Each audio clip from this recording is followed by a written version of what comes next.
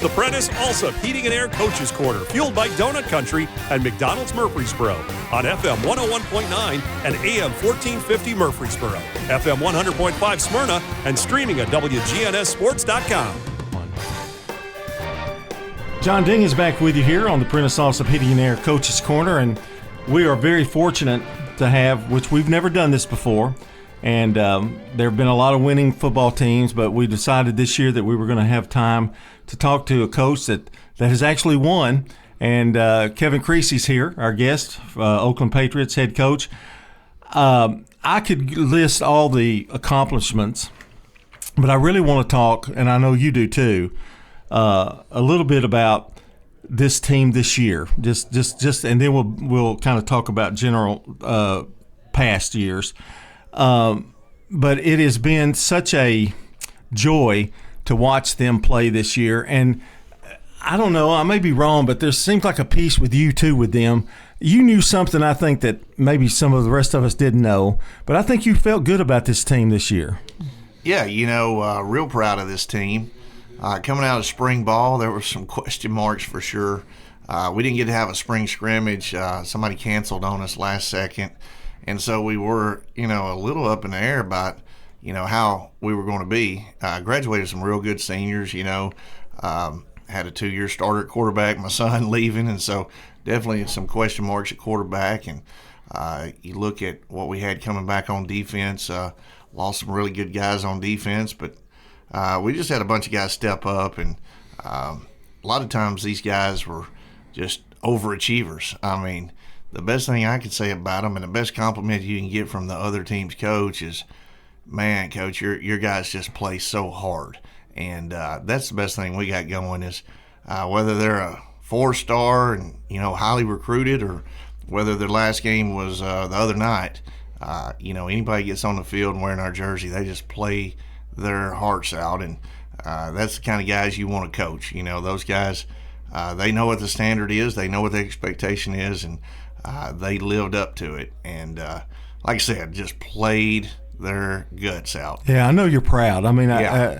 And some teams, I think expectations are not as great, but I just felt like you kind of knew that they had what it takes inside. The heart is a lot of it too, and the brain. It's not all athletic ability.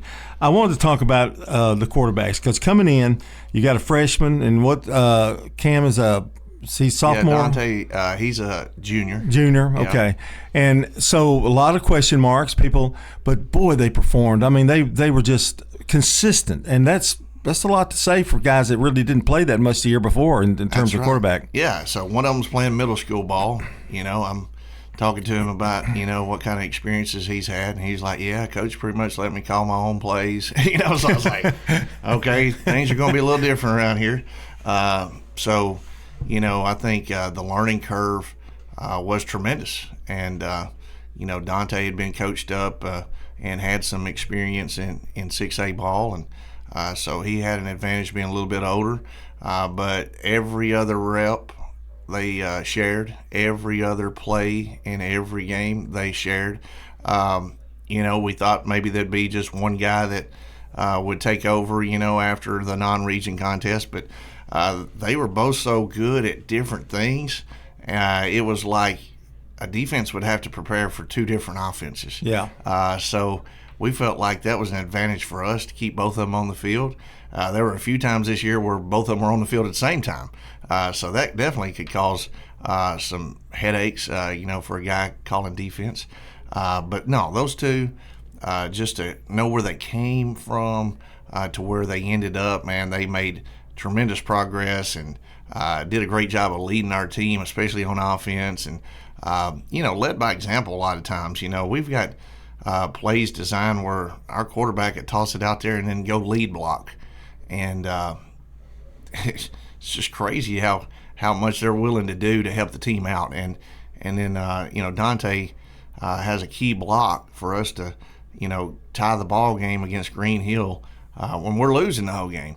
And then a week later, he's like, hey, that little toss play, can I go block again? You never hear a quarterback ask, can I go block again?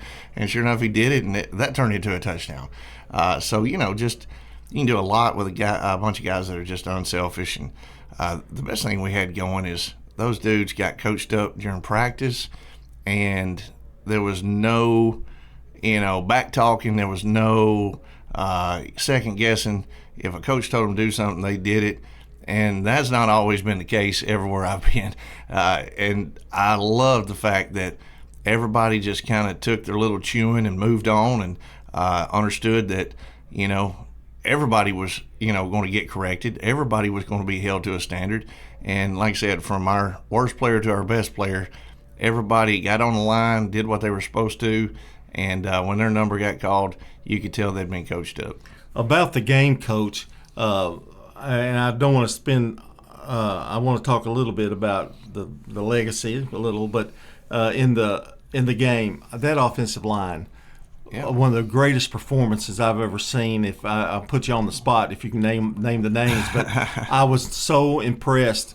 Brian even said there was a hole big enough for me to go through, and I said, well, I don't know, Brian. I'm not sure about that, but those were huge holes that they were creating. I mean, and everybody's usually bigger than they are, that they're battling up against. How do they do it? Yeah, I was just talking to a guy outside, and he was like, boy, I was worried about y'all in pregame because Ravenwood just looked the part. They had such huge players, offensively, defensively. Their linemen and D linemen, I mean, they're just long and athletic. And every single week, if you look at the coin toss, you'll think we're in trouble. I mean, it's just, we try to send some bigger guys out there, and we're still looking up at everybody we're playing. So for our D-line, that's, small but athletic, for them to get in the trenches day in and day out, I think it speaks volumes about how good they are. And you had some injuries up front, too. I mean, you had some guys that couldn't play some this year. We did, and that was unfortunate. And, it was this next man up. So we started the state championship game with a freshman at offensive guard, but he's not just a freshman. I mean, he's a young freshman. Could have played 8th grade ball this year. Trent Gibbs is going to be one of the best players to come through Oakland if we can keep him healthy. And he'll be playing D-line and O-line next year because you can't keep him off the field. But, I mean, he's a special freshman. And 2 sophomores.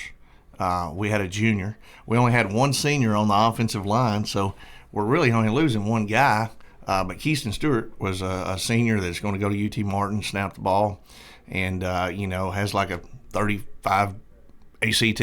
So he was always a reliable guy for us. So he'll be hard to replace. But at the same time, we kind of had a 3-man rotation at 2 tackle spots. So we got, enough guys coming back, and should be good next year. But, they weren't very good in the spring. And they got better and better, and Coach Edie is one of our better coaches and just kept on coaching them up day in and day out. And they did a tremendous job of getting better for Coach Edie, who played at Smyrna when they won a state championship, couple, 15 years ago, something like that. But that sucker, he's one of our best coaches, and just got those guys ready and prepared every week. And like I said, we knew it was tough because they are a bunch of first-time starters. And now that they got some experience under the belt, we're going to be just fine next year. We're talking to Coach Kevin Creasy, the winning coach at the Blue Cross Bowl. What was the scariest moment of the year when where were you going? What was the point where you go, uh-oh, this might not be our year? Was there a point, or I know you had a close game in the playoffs, but was that it, or was there a time when you really were worried, concerned that you might not be able to repeat? We had 3 or 4 scary moments, really, really rough moments. One was when a fluke play just happened in the second round of the playoffs. We had one of our best players, Justice Haggard, who signed with MTSU the other day. Somebody just fell into him, and he broke his ankle. And, I mean, he was leading the team in touchdowns. Yeah. Did a great job on defense for us. And so, you lose a player like that, it's like losing 2 players because he's such an impact player on both sides of the ball. So that was the first one that scared us to death. And then, the Riverdale game, it's one of those deals where we're back and forth with those guys again. And, the schedule just put it up where, they could win the region again if they beat us. We could win the region if we beat them. So we both kind of held our own destiny in our hands, and we're having trouble stopping them. They're doing a great job, playing their tails off against us on our field, and we felt like we had to do something to kind of change the game, and there's just a couple minutes left, and it's 4th down, and sure enough, I called timeout. And we're talking about, we got 2 different punt teams, and we're talking about which punt team to put out there, and the players are over there just, trying to talk me into going for it. And I'm like, y'all could have got a first down on 3rd down, and we wouldn't be in this situation. Yeah. And so for us to go for it on our own, I think 29-yard line, 4th and 2, 4th and 3. But the players, they were all for it, and I was like, you realize this is our season, like gutsy, yeah. We could have 4 playoff games at home, or we could be on the road. The last time we lost the state championship, we had to go on the road and win. Over at Riverdale, we had to win over at Bradley. And you go on the road so much, and then you get all these injuries. And then we didn't have much left in our tank for Houston. And so it's better to have that home field advantage. And so it all came down to one play. And of course, we just snap it to one of our best players, Craig Tutt. And we had a kid that got dressed at halftime. The doctor said he couldn't play. And the dude gets dressed at halftime, Michael Brown. And he taps me on the shoulder. He's like, Coach, I can go in and block on this 4th down play. And then he goes in on a 2-point conversion. So he was in 3 plays and, was hurt and, remained hurt the next week because of those 3 plays. But, man, those 3 plays he went in, he was a difference maker. And you look at, somebody that, he has a full ride right now to 2 or 3 colleges and put all that on the line just to convert a 4th down play. That tells you how much they all thought about, each other and how much they really wanted to beat Riverdale. And that 4th and 2 turned into like a 40-yard gain, and the game was over. So give a lot of props to, those guys talking me into going for it, because I was like, all right, we'll go for it. But, if we don't make it, they're going to be in perfect position to, score and take all the momentum. You can talk to Mr. Marshall after the game, guys. If it doesn't go. You can talk to him. And then lastly, Green Hill, we talk until we're red in the face about how good Green Hill is. And, our guys just kind of look at some scores and, Ravenwood, really beat up on Green Hill pretty good. Yeah. And the year before, Blackman beat a 10-0 Green Hill team. So I think a lot of our guys thought we could just roll a ball out there and be just fine. But they had 38 seniors. Their quarterback's a winner. Their coach is really good. And next thing you know, we're down double digits with 6.5 minutes to go. And Dante Cameron pretty much takes the offense into his own hands and makes some incredible runs. And made one incredible pass and just took over the game, and just willed us to win and come from behind. Like I said, double digits with 6.5 minutes to go. Yeah. Just impressive. And, I don't think enough gets talked about our quarterbacks. Just, we put them in some tough spots. And, everybody says we're just back here handing the ball off. But ultimately, our quarterbacks threw for 1,700 yards. I mean, you're talking like 18 touchdowns. They ran for another 1,000, another 14 touchdowns. I mean, our quarterbacks are pretty good. Would you ever dream that they would have had that kind of performance? Yeah, no doubt. I did. And, that's the thing about it. If you combine their stats, I mean, they're Mr. Football worthy, if you combine their stats. But, like I said, individual stats are not really what we're worried about. It's the wins and losses. And as long as we can keep that going, those scholarships and those accolades and all that stuff, they'll come, you just got to put it on film. But ultimately, I think when we have a bunch of unselfish players, and don't get me wrong, you got to have good players. You can't run out there and just have unselfish players that, can't walk and chew gum. They got to be pretty good at football, but they got to be willing to be coached. They got to be willing to get better every week. They got to be willing to work. And that's the best thing we got going for us. We play some teams that have guys going to college. They have 4-star players. They have big-time recruits. They have good coaches. But, a lot of times our guys might be undersized and a few inches too short, to go to some of those schools. But they use that chip on their shoulder to outwork people, to outplay people, and ultimately to win more games. I could talk another hour. We're going to have to wrap it up here in a few minutes, but I want to get a couple of things in. Craig Tutt, I'd be remiss if I didn't mention him. Didn't runner-up for Mr. Football, but in my vision, he is Mr. Football because I think sometimes they forget about all the defense that he played and couldn't put those offensive numbers maybe, but that's the kind of kid he is. He's unselfish, and I was glad to see that he was able to tie the record in the Blue Cross Bowl. But just a 20-second, 30-second thing about Craig Tutt. I mean, I call him King Tutt. So that's how King I feel. Tutt, yeah. Craig has been a good player for us since he was a sophomore. Started for us as a sophomore, got some offers to play big-time football as a sophomore, and has backed it up year in and year out. More valuable for us on offense than anything. May go to college and convince people to put him on offense.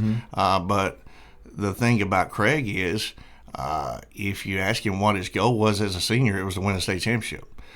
He said it'd be nice to win Mr. Football, but Blue Cross Bowl MVP is a whole lot more important, and he's exactly right. And so he's been Mr. Football runner-up a couple years in a row, but ultimately he would not swap that Blue Cross Bowl MVP for a Mr. Football trophy. That's a regular season trophy, and to tell you the truth, his regular season stats were pretty ordinary. He had less than 400 yards in 10 games. That's just very ordinary. But then the last 2 games, against Blackman, one of the best defenses around, against Ravenwood, one of the best defenses around, Craig Tutt had 50 carries in 2 games. 50 carries, 450 yards, 12 touchdowns. So Jeez. It was just a matter of, Craig, I know you want the ball, but in big ball games, you're going to get it, and you may get it more than you want it. But you just be patient. You just understand that there's a time where your number will be called, and we'd like for you to be healthy. And, Craig still was fighting through a little turf toe, a little heel injury. But ultimately, he played every snap of special teams, every snap of defense, and then a lot of snaps of offense. And like I said, carried the ball 50 times the last 2 games against 2 of the best defenses we've seen all year, and had 450 yards and 12 touchdowns. So that guy, he responded when his number was called. And like I said, all year long, he was ready and willing to do that. But we felt like it was in the team's best interest to kind of save him for the most important moments, and that's what we did. Satisfying year, satisfying win. What can you say? I mean, you go through seasons like this, you dream about them. A lot of people do. A lot of people haven't had that opportunity, and all of them want them. You're going to be the team that they're going to be coming at next year, and you know it. You've had several championships at Trousdale County. That place is very close to my heart. And just briefly, how did Trousdale County get you ready for, I guess, the bigger football schools? Yeah, Trousdale, first off, that was my first place I ever had a radio interview. Yeah. It'd be Cheese Richmond got me ready to, get in front of this mic and not say anything dumb. And then, I had a great head coach, legendary Hall of Fame coach, Clint Satterfield, that kind of took me under his wing and taught me the way that they did things over there. And, I had great coaches I've worked with my whole career, but Trousdale was definitely something special. Ho-Town shuts down for Friday nights, and, they're expected to play on Thanksgiving every year. So we played and pretty much played every year at Thanksgiving, kind of like we've done here at Oakland. And we knew that it took a lot of hard work and a little bit of luck, and, always good to have a home field advantage. So all those things were instilled in me at Trousdale. I was there 6 years as an assistant coach, 7 years as a head coach. And so I spent a big part of my career there. And like I said, learned a lot. Had some great players, had some great coaches. I brought a couple with me and, still helped me out on Fridays and stuff. So, those fans eat it up, too. They do. They Trousdale County, that's what they live for is football. Yep, the population. Friday night lights, The population of the town doubles, and that was put out by TAAA, so playoff game at Trousdale, the population doubles of the whole town, and there's only a couple red lights, but on Friday nights they know where everybody will be, and like I said, they got great tradition, and I think Trousdale and Oakland are tied for the most championships. I think they're like fourth place. Really? So they both have the same amount of championships now, and so you're gonna try to beat your own. School. That's kind of the goal, but like I said, learned a lot and had some great memories, great players, and great help along the way. You knew I was going to get Trousdale County in before no we doubt. Coach, we've got to go because I guarantee you we went over. But it was good talking to you without having the pressure of a game coming up, or a game just after a game. It's kind of good to get with you and talk to you, and I'm glad that we decided to do this. And looking forward to next year, and who knows, you may be sitting here again. You never know. I think it's pretty cool how y'all let us off on that Thanksgiving weekend. So, if we lose in the fourth round, we don't have to come in and talk about that. And and if you'd lost the game, you probably wouldn't be here today. Yeah, and if we won, we got a big game to prepare for, right. So it gives us a little extra time for that. So I get it, and then bringing us in right now, I think that's pretty cool too. And the wife gets you back for several months now. That's right. She's so happy. She's looking for other things for me to get out of the house and do. She is your number one fan, I can tell you that. Well, she's got a little Trousdale County in her too, so she's used to being around good football. You have a few just little family support around there that they all come to the game. You know who I'm talking about. Yeah. There's 6 or 7 of them. I know I taught one of them, so but it's a good little group that I'm glad that they come and do that. And they're all expecting championship hoodies for Christmas because they know that's my go-to. Yeah. So, and I also saw at a basketball game Thursday night, I saw that the light blue uniforms were up there on the wall with the basketball players. That's right. Yeah. So how did that happen? Just one of those deals, I guess we better shut up about that. I don't get in trouble. Every color is available and popular nowadays. That's Coach Kevin Creasy, and congratulations again, Coach, on a great win. And this makes how many for you now at Oakland? Is it 6? 6 at Oakland. Yep. Rutherford County continues to still dominate, doesn't it? They do. I mean, Rutherford County is kind of the mecca of high school football right now. Well, I appreciate you taking the time, and have a nice Christmas, too. Yep, you too. All right, that's Kevin Creasy, the head coach of the Oakland Patriots, and we're glad that we had this time to talk to him. And that's going to do it for the program today. I'm going to turn it back over to Brian Barrett after this timeout.